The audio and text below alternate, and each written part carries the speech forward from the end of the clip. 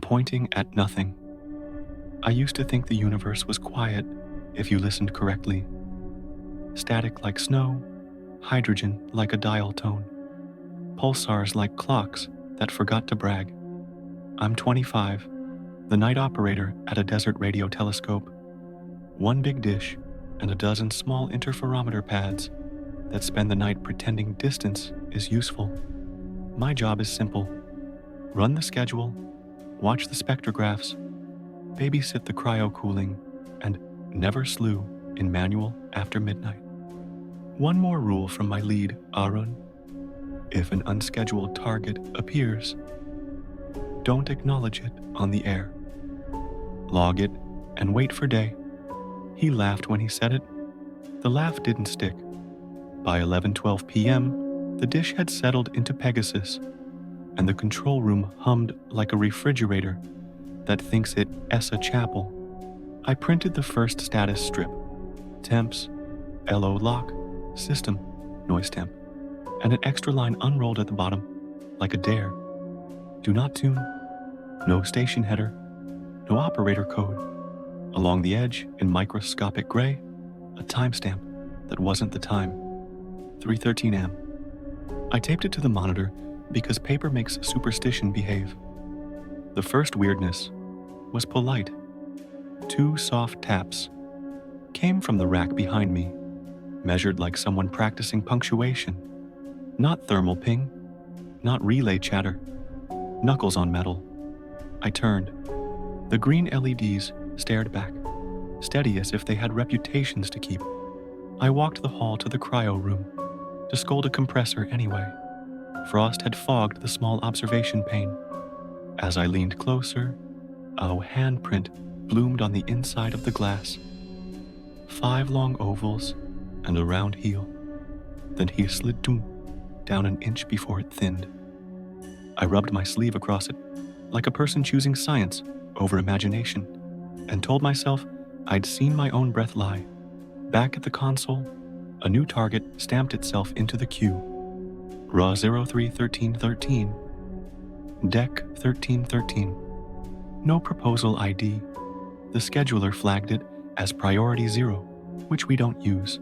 The big dish status chirped and offered, slew ready. I hadn't requested a slew. I killed manual control out of reflex. The intercom, the one we used to nag the pad shelters, clicked without being pressed and said, slow and careful, like each word had weight. Don't tune. The small array solved for a fringe on its own and drew a beautiful, wrong picture, baselines phasing as if the source were below the horizon. I reran the delay model. It corrected by pretending it had always been correct. The spectrograph lit a narrow tooth at 1420 MHz, the hydrogen line, and then a thinner one. Above, it like an echo from the future. The waterfall wrote a clean ladder and then decided it had other plans. At 11:39, the outside camera showed the dish doing what dishes do, listening to darkness.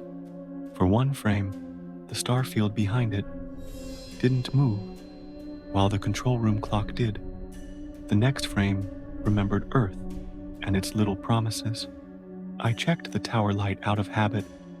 The beacon winked like a metronome. Not in on the joke. The label printer coughed a second strip into my palm, edges damp as if licked. Leave it pointed. The strip's thin gray numbers still insisted. 3. The wall clock said 11:41. I stuck the warning next to the first and pretended paper was a team. The radio on my belt hissed and borrowed my voice. I'm here, it said in my cadence, the way I sound when I pretend calm for guests. Then, the patient voice again. Don't answer. I stepped back from the push to talk like it could bite. A chime sounded. A priority contact.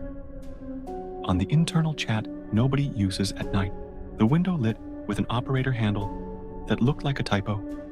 Station. Dash for the name, dash for the IP. The message read, "Confirm slew to 003.13." The button under it said, "Double tap to confirm." With two little hearts someone thought would be cute in daylight, I closed the window. It opened itself in the corner of the screen, like a cat that knows how doors work. I did the brave thing you do when you re-knot. I ran the scheduled scan on a bright quasar to anchor myself to a number older than me. The dish obeyed the script and swung. The on source. Light came up. The SNR looked like a book with corners. As the graph flatlined into normal, 2 taps landed on the window glass behind me. From the inside out feel that glass shouldn't have. I looked anyway.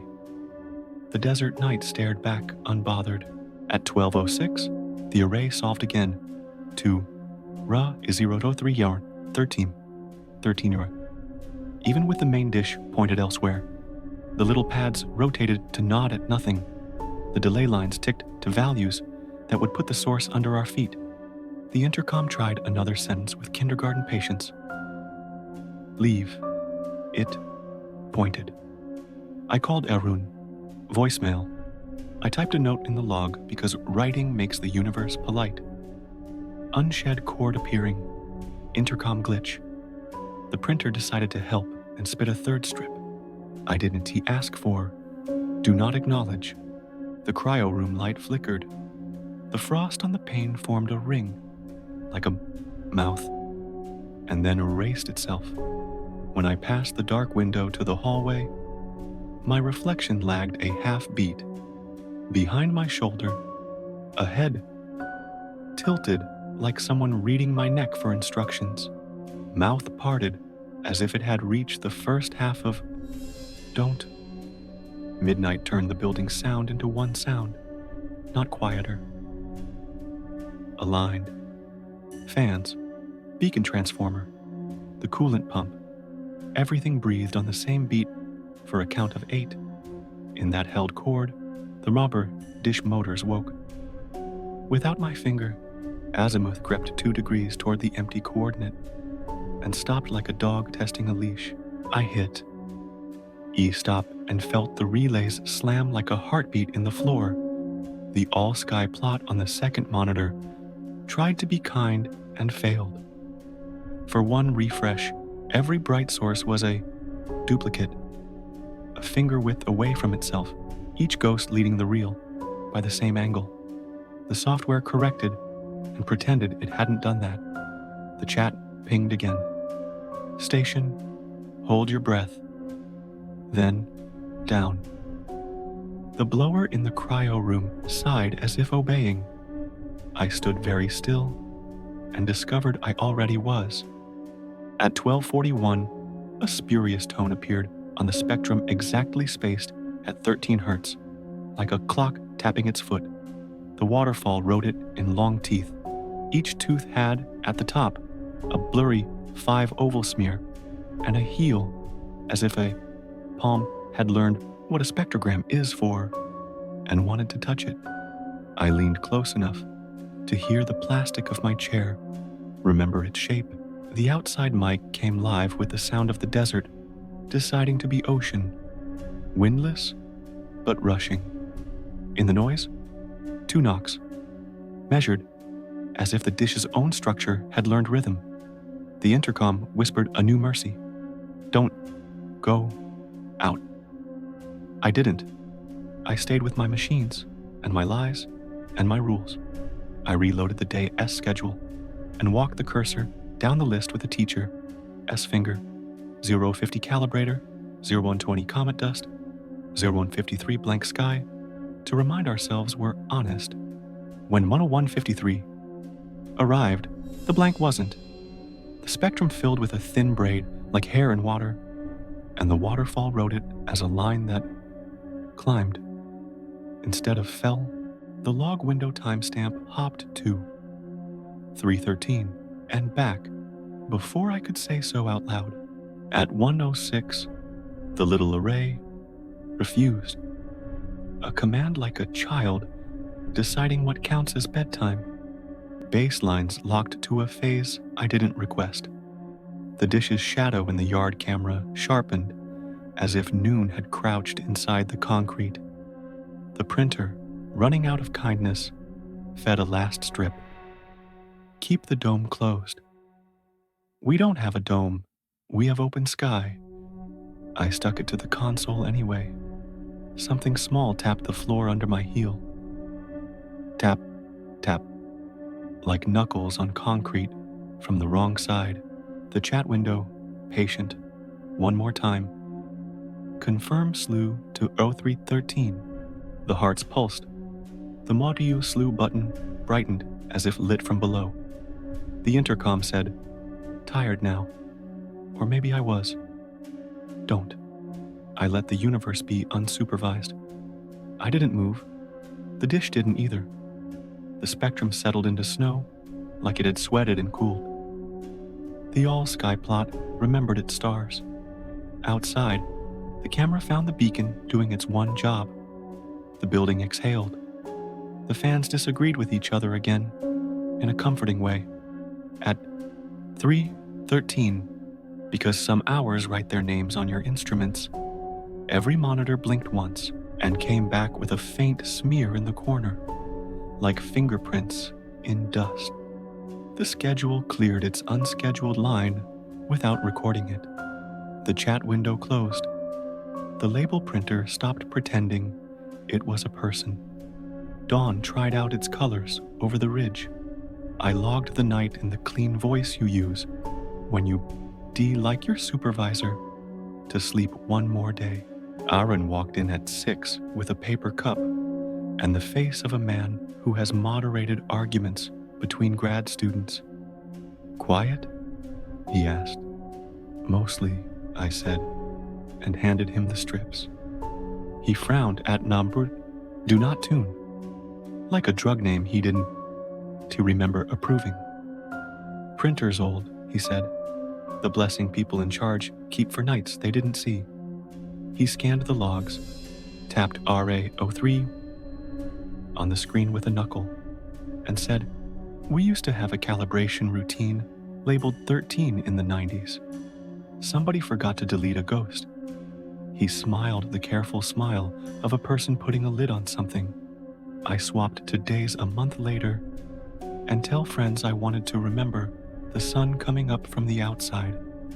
At night in my apartment, my phone Essie Star app sometimes jumps at 3:13 and paints a bright point where ceiling should be.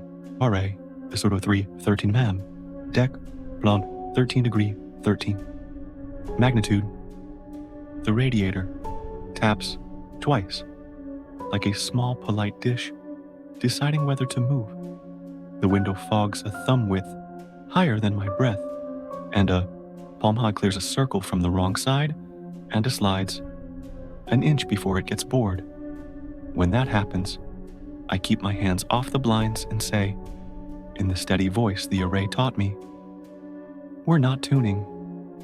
For a long, thin moment, the room hums in one note, like the building in the desert did, and ahead I can turn fast enough to see leans toward my ear and practices the first half of Donta.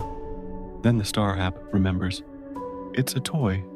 The radiator remembers pipes, and whatever wanted me to point at, nothing chooses a station with worse rules and lets me sleep with the sky on the other side of the roof.